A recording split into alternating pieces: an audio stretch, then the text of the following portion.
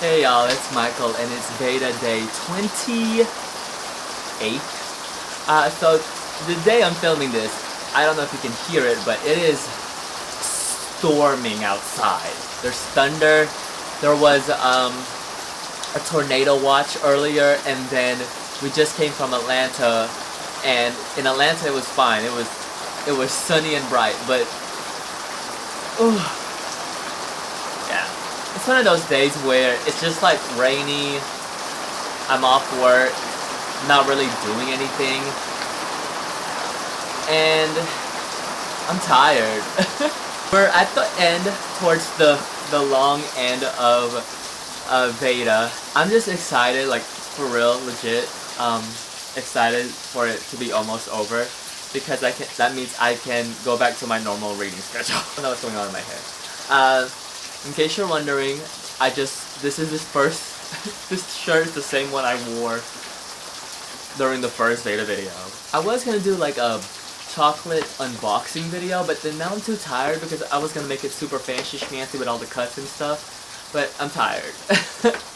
And I went to the Godiva and their biscuits packed. I haven't opened it yet, but it seemed like it'd be a fun video to do. I don't know if I should or not, but whatever.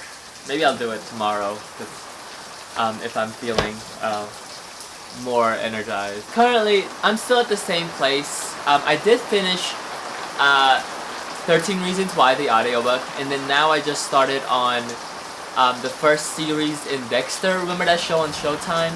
I'm listening to the first book.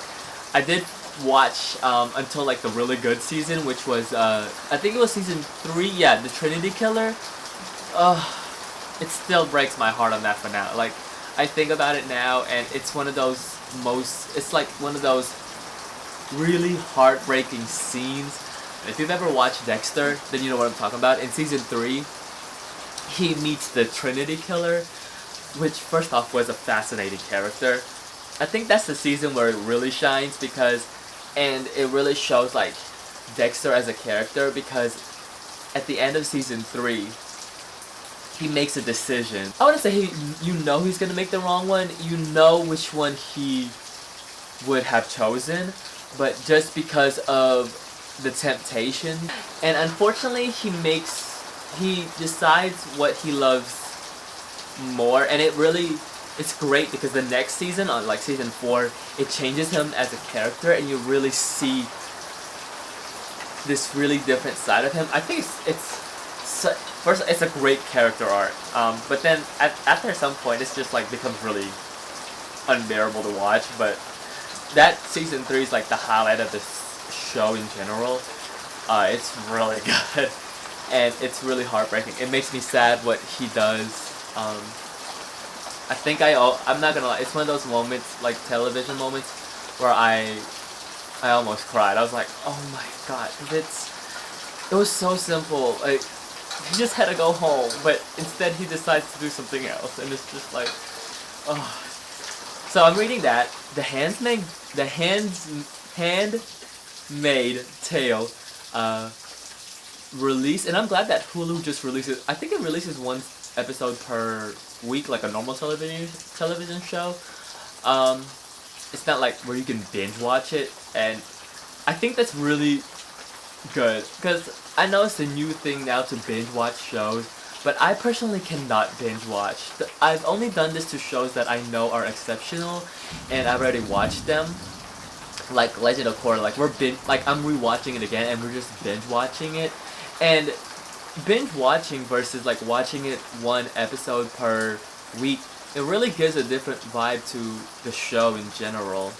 I have yet to read the book, because I don't know why I decided to read it before April, because like, I mean in March and April-ish, I'm ready just to go back to reading like normal. Like right now, instead of filming and editing, I would be enjoying this weather and being out here with Bullet, he's in here, and just reading instead of worrying about what to film.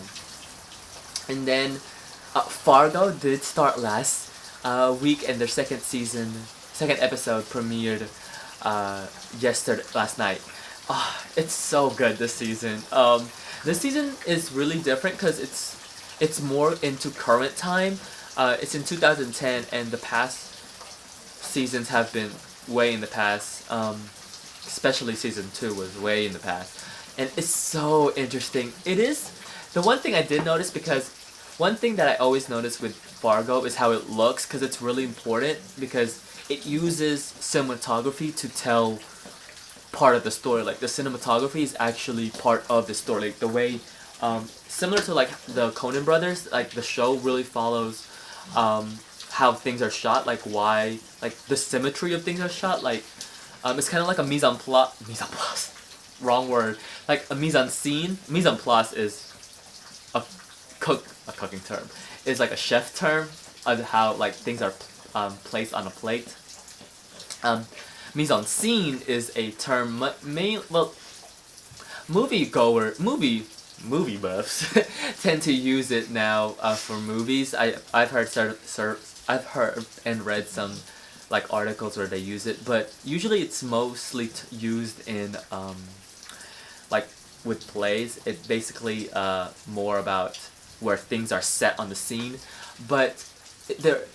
But Fargo is really interesting in the way that it uses where characters are placed and like the symmetry of how things are shot and like color grade, like colors. It uses color. It uses these things with cinematography to tell the story, which I find really interesting because it's like another layer of just looking at storytelling. I think that's so interesting because season, I don't know where it's really going, but it's really funny and it's shot beautifully, obviously, and it has the same vibe that I get from like the other Fargo seasons, and it has a really cool death scene like in the season premiere, which was like an hour and 30-minute premiere, which was great, but it was really long. My hair, I don't know. Like last night, it used the conversation of these two brothers, and it halved everything, which was so interesting. Like the way the camera was moving out, and it showed you like almost this wider shot. It's like placed, like things are placed symmetrically. It's really insightful. I love watching. That's one of the reasons why I love watching Fargo. Is the way it's shot. It really does enhance its storytelling, which I really like. I'm really enjoying this season so far, and that death scene was really really interesting. I really liked it. The way it unravels, it's really insightful, because when you watch the previews of like like they show you teasers of the upcoming season, it has that part in it, which is really cool. I did read a little bit more of The Hate You Give by Angie Thomas. I'm over the halfway point now, I believe. I need to read more of it, and it's starting to grow on me. I think what I'm really put off by it is that some parts for it, like for me, were a little bit cheesy, and it's weird. I don't know. It's like it tackles this really important topic and has great great representation, and I think it's really really good at how it like delivers some of the dialogue, but then there are some moments when I was like, this is really cheesy, and I think that's just a thing that a lot of contemporary young adult well, not actually young adult, actually some adult books do, that really grinds my gears, and it's one of those things where it's just, I think it's just part of that genre. Like a lot of contemporaries just I don't know, like I feel like a lot of the times when I read contemporaries, I'm just like, you could have just cut that off. Like, you don't have to tell me that you got up and you fixed yourself breakfast. Like, I don't know. But that's just some thoughts. I need to finish it. I should finish it by, well, I need to finish it by Sunday, because that's when the book is due. And oh my gosh, the waiting list on that book is, like, incredibly long. It's a lot, and it's a lot. it's like a long list. What else? Oh, so I guess this is what oh my god, this video is already long, and I don't know if I'm gonna edit it and add the cuts. But in May, I guess this is more of May reading plan. So in May, I am going to read. I really need to read. I know the Dewey's 24. Oh my god. You know what? Now I think about it, I think I can do the Dewey's 24-hour readathon. Bruh, I think I can. Yo, I think I can. I'm going like, yo, I think I can. I really think I can because usually on Saturdays, usually like I hang out with my family and we do stuff. But since Mayel is gone for the weekend and my sister is not gonna be here either, and I think my cousins are doing something, I really think I can do Dewey's. Oh, I'm gonna contemplate about that because I really think I can actually do the. Well, I don't think I can do the full 24 hours because, you know, a job. And adulting, but yeah, I think I can do it. Oh my gosh, I'm gonna think about it. I'm gonna think about doing it because every time I've tried to do it, oh, watch out, bullet. Every time I've tried to do it, I just can't like actually do it because I've always gotten distracted or like something always comes up. Because I have to go to work early, always on Sundays, so we'll see how that goes. What else? Or maybe I could set my own time and then just do a straight 24 and like get a little bit of sleep in there. Oh, that would contemplate about that. What else? Oh, for May. So for May, reading plan wise, I'm going to try to finish everything that I said that I was going to finish reading previously, and I don't know, that's gonna be a little bit hard because I know some of the books that I checked out. I think one of the books that I checked out, I don't think I can. There's a waiting list. May is Asian Pacific Island Heritage Month, and for the past few years, ever since I started doing this channel, in May I always switch my reading to read more of Asian authors.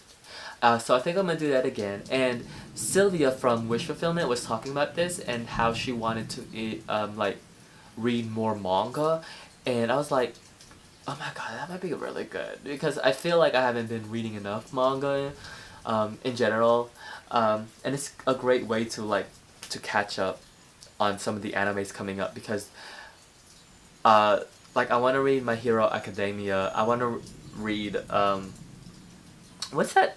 The Magician's Bride. That I don't know. And then I think I'll just go to the library and just like get a whole bunch of manga because I'm not buying manga because it's expensive. It's really expensive. So yeah, I guess this video really has no purpose. It's just like a filler in. I guess it's just me talking for straight however long. It's gonna be a long video. I can already tell. And it's me repeating a lot of the stuff that I already said probably, so yeah. Oh, digitally wise, I'm gonna be reading my books for my book club. One of them is about like prostitution, which I was like, whoa. That's gonna be an interesting read, that's for sure. I'm still continuing on the wire, slowly but surely. I was planning to like watch an episode every single day, but I've been skipping sometimes to watch other shows. But I'm getting back on the groove of it, and I'm halfway through second season now, and it's I was like, no. I knew some characters were gonna die, but I was like, no, not this one. But it was sad. So yeah, I think this video is just me rambling. That's it. So I'll see you guys tomorrow for the next VEDA video. There's only 2 more videos after this. I'm so excited. Like, I'm really excited. I'm so excited because I'm almost done. I'm finished. And so I looked at some of my clips for my reading diary because, you know, I do that at the beginning of each month from the previous month.